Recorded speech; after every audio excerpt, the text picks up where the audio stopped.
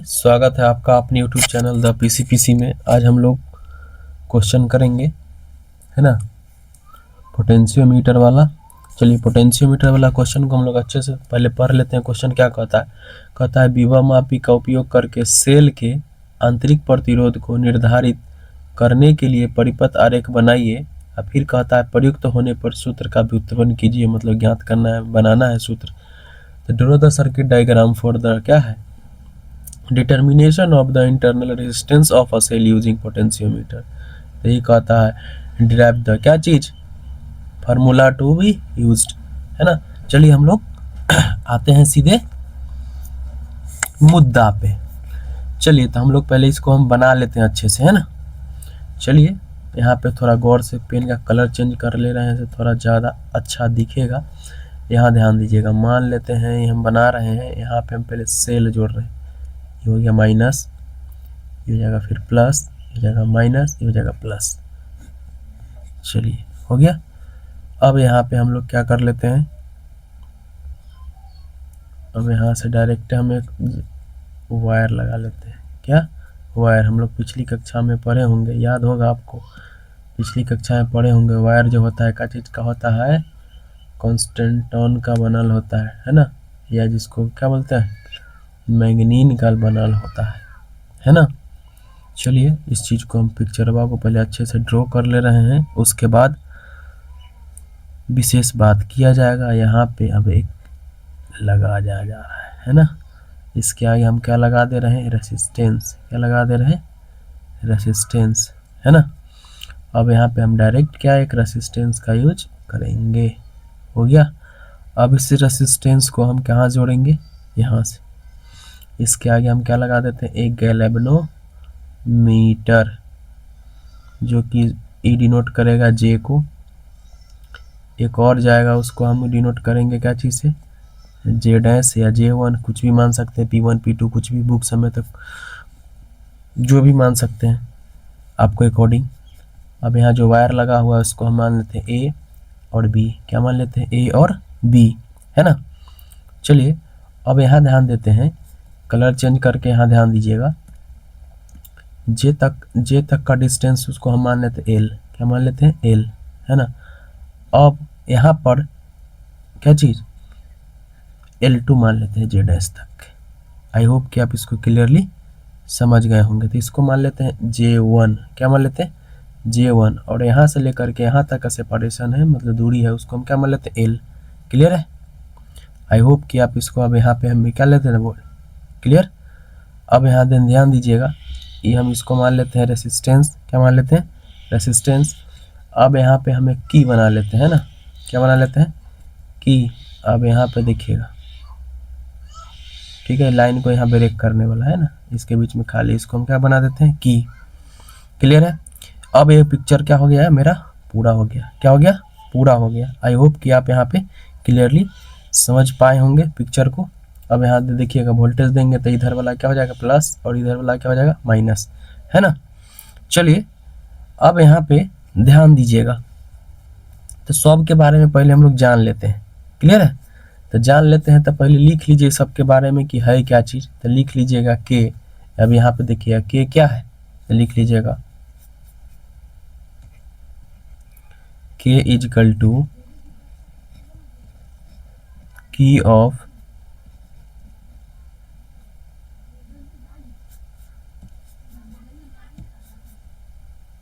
Auxiliary. हो गया, है ना। आर मतलब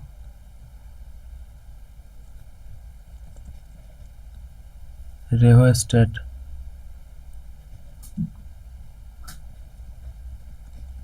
चलिए, है ना। नेक्स्ट ए से लेकर के बी तक हम क्या माने हैं, वायर है। किस चीज़ का था, पोटेंशियोमीटर, जो करंट फ्लो हो रहा है उसी चीज़ का नाम पोटेंशियोमीटर है, वही वायर का। चलिए अब यहाँ ध्यान दीजिएगा, ए और बी, ए बी बराबर क्या लिख लेते हैं, पोटेंशियोमीटर, जिसको हम विभव मापी बोलते हैं, वायर, है ना। चलिए इसको और अच्छा से हम लोग जान लेते हैं। यहाँ पे भी क्या है, क्लियर है, V क्या है, U क्या है, इसको अच्छा से जानेंगे तभी तो जा करके हम बना पाएंगे। क्लियर। चलिए, तो इसको जानने से पहले हम लोग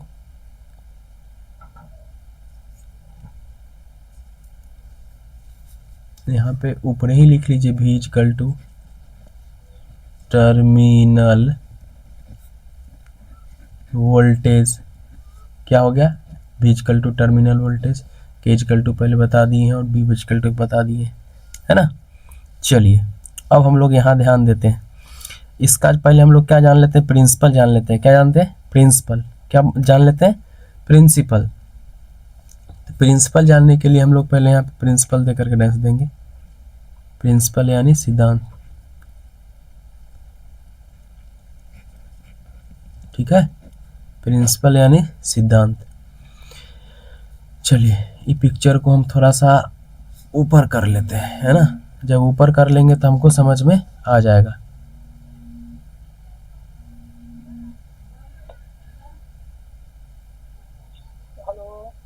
आते हैं हम लोग पॉइंट पे। अब कॉल आ गया था।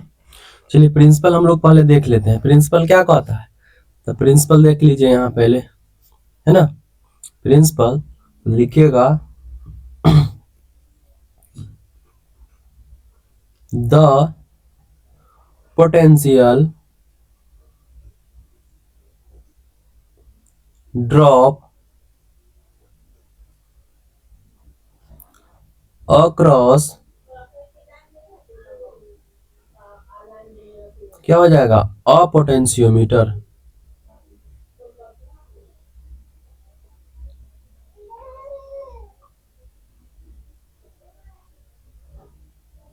अ पोटेंशियोमीटर वायर इज, क्या हो जाएगा, डायरेक्टली प्रोपोर्शनल। क्या चीज, directly proportional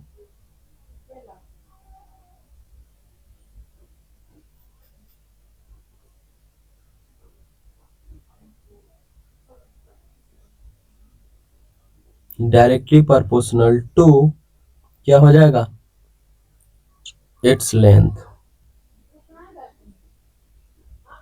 it's length. Clear है। अब इसी चीज को हम लोग हिंदी में समझ लेते हैं। क्या चीज में, हिंदी में समझ लेते हैं, क्योंकि हिंदी वाले को दिक्कत नहीं होगा। तो जानते हैं प्रिंसिपल मतलब होता है सिद्धांत।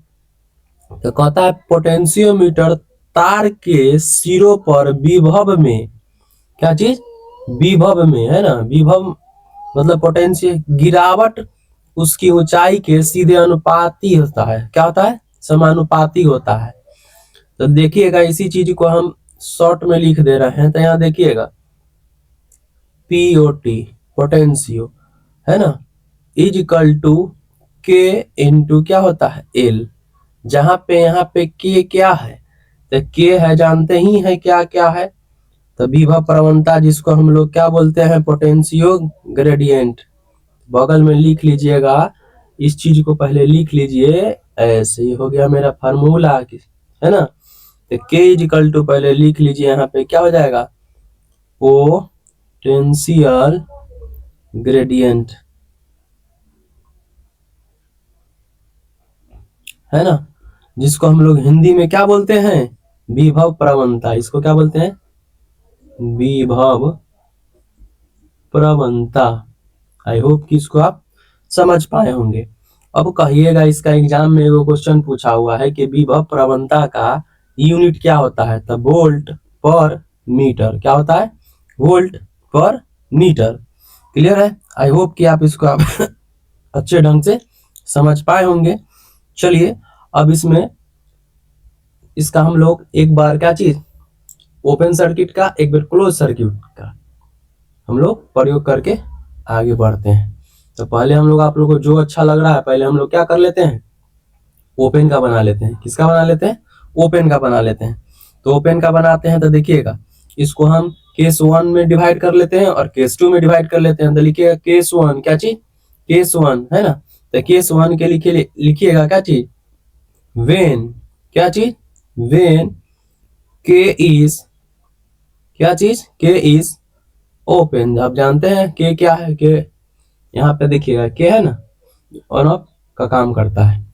अब यहाँ पे देखिएगा ई, क्या देखिएगा ई, तो अब कहिएगा यहाँ पे ई बराबर क्या है। तो बच्चे लोग कमेंट करेंगे, 30 सेकेंड का आपको टाइमिंग है, तो बगल में हम लोग तब तक लिखेंगे, उतना देर में आप लोग बताइए। ईज क्या हो जाएगा, ई जो है, ई जो होगा ई एम एफ, क्या हो जाएगा ई एम एफ। तो जानते हैं ई एम एफ किसके लिए है, तो बैलेंस्ड के लिए है। किसके लिए, बैलेंस्ड के लिए, है ना। आई होप कि आप इसको अच्छे ढंग से समझ पा रहे होंगे। तो चलिए इसको हम लोग अच्छे ढंग से इसको हम आगे बढ़ाते हैं। तो ई बराबर क्या हो जाएगा, भी आप कहिएगा क्या है, तो हम जस्ट ऊपर बताए हैं भी क्या है यहाँ, तो भी यहाँ है टर्मिनल वोल्टेज, क्या है टर्मिनल वोल्टेज। अभी क्या है, लेंथ है किसका, भी लेंथ है किसका, वायर का। तो बोले हैं वायर किस चीज का बना होता है, तो मैंगनीन का बना होता है। इस सबसे क्वेश्चन रहता है। तो हम यहाँ पे 3 गो एल था, एक सीधे एल, एक L1 और एक L2। देखिएगा L1 है ना, L1 और L2, क्लियर है। चलिए अब इसको हम बढ़ाते हैं। अब इसको हम गुना किससे कर देंगे, L1 से। इसको हम इक्वेशन 1 मान लेते हैं। अभी मेरा समीकरण बनाना हो जाएगा आसान। चलिए हम इसको आगे बढ़ाते हैं। अब क्या कहता है, अभी हम लेते हैं केस 2। क्या लेते हैं अब, केस 2, है ना। अब लेते हैं केस 2। तो केस 2 क्या कहता है, वेन, क्या वेन के इज क्लोज, क्या कहते हैं, वेन के इज क्लोज। अब हम लोग यहाँ पे ध्यान देते हैं। अब ई माइनस क्या हो जाएगा, आई आर, क्लियर है। अब हम लोग यहाँ ध्यान देते हैं, आई इज इक्वल टू, हम जो फार्मूला लगाए थे क्या चीज, ई का, क्या लगाए थे, ई का। तो क्या हो जाएगा, भी बाई एल इनटू क्या हो जाएगा, यहाँ L1 लिए थे तो क्या हो जाएगा L2, क्लियर है। अब सब के जगह हम वैल्यू पुट कर लेते हैं, ई को ऐसा ही रहने देते हैं, माइनस। अब देखिएगा आई आर के जगह हम वैल्यू पुट करेंगे तो क्या हो जाएगा, ई अब बट्टा में capital R plus small r, clear है। अब यहाँ ध्यान दीजिएगा, अब यहाँ पे क्या स्मॉल आर से गुना कर देते हैं। अब बाकी बात सब ऐसे ही रहेगा। लिख लीजिए भी बट्टा में एल इंटू क्या चीज, L2।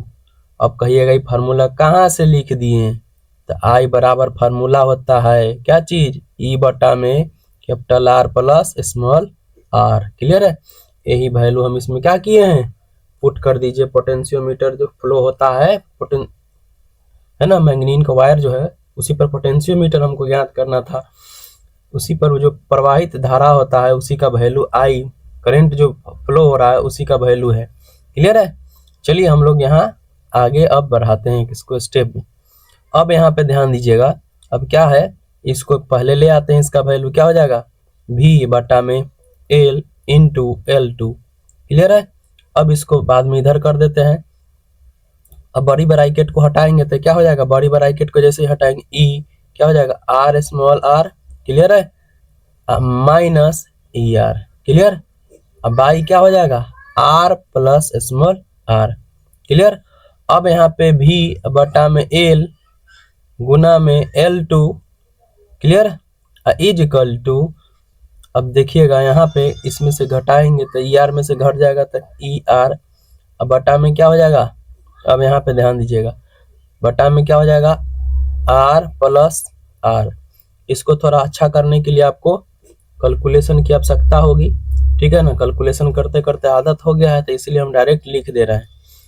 आपको लग रहा है कि हमको कैलकुलेशन पूरा स्टेप बाय स्टेप इसको चाहिए, तो आप कमेंट बॉक्स में कमेंट करेंगे, हम आपको अच्छे ढंग से इसको कैलकुलेशन करके बताएंगे, ठीक है।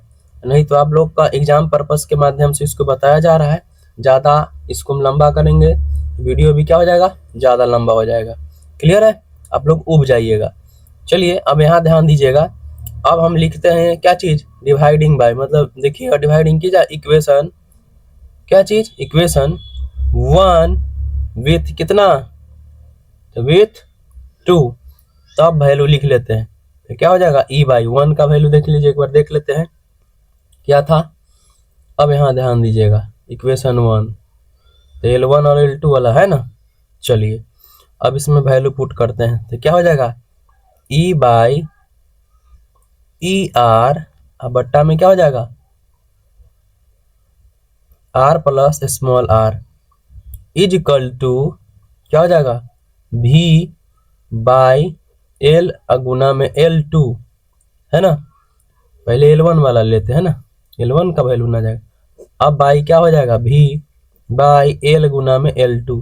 आई होप कि आप क्लियरली इसको समझ पा रहे होंगे। इसको हम तोड़ते हैं तो तोड़ेंगे तो नीचे से इसके बटा ऊपर चला जाएगा तो क्या हो जाएगा R plus small r by capital R है ना। अब कहिएगा ई कहाँ है तो ई से कट गया, क्लियर है, ई कट गया, क्लियर। अब इक्वल टू क्या लिख सकते हैं, अब कहिएगा अब भी एल और भी एल कट गया तो बचा कितना एल और L2। इसको लिख सकते हैं L1 बाई L2। अब कटता है उसको हम काटिए दे रहे हैं ना, तो कहिएगा ये हुआ कैसे, इससे ही कट गया है ना। चलिए अब आगे स्टेप हम लोग बढ़ाते हैं, आगे स्टेप बढ़ाते हैं कि क्या बच जाएगा। अब देखिएगा ई आर के बट्टा में इसके भी आर और इसके भी आर है, ठीक है।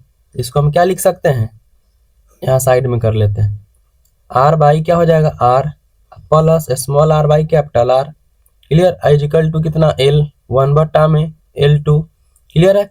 अभी कट गया था कितना बचा 1, कितना बचा 1 प्लस कितना हो जाएगा small r by capital R equal to क्या हो जाएगा L1 बट्टा में L2, क्लियर। अब इसी चीज को थोड़ा सा हम और आगे बढ़ाते हैं।